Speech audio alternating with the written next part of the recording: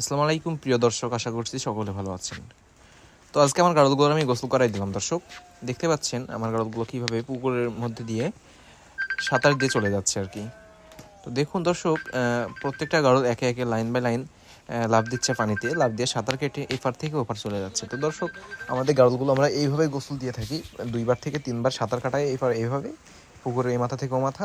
তাহলে আমাদের গাড়লগুলো হাত দিয়ে ওয়াশ করার মতো পরিষ্কার হয়ে যায় প্রত্যেকবারেই।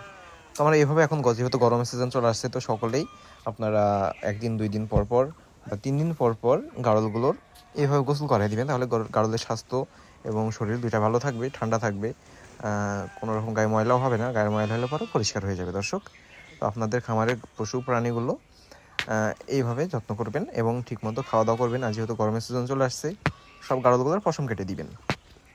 এবং গাড়ল কিন্তু একটু লাভজনক প্রাণী বা চাষ, আপনারা সকলেই চাইলেই গাড়ল লালন পালন করতে পারেন। তো আমাদের এইদিকে গাড়ল সবগুলো নামানো শেষ হয়ে গেছে, এখন প্রায় 200+ আমাদের ফার্মে গাড়ল। তো দেখুন যে আমাদের হচ্ছে এই গাড়লগুলো সব উঠতেছে আর কি, কীভাবে এই পাশে এসে উঠে পড়ে এবং গা ঝাড়া দিচ্ছে। তো দেখুন নামানোর আগে কেমন ছিল, নামানোর পর কেমন হয়েছে, একবার দেওয়ার পরেই একবারে কিন্তু 50% পরিষ্কার হয়ে গেছে। এবং আমি এরপরে আরও 2-1বার দিব, তাহলে আমাদের গাড়লগুলো সম্পূর্ণভাবে পরিষ্কার হয়ে যাবে।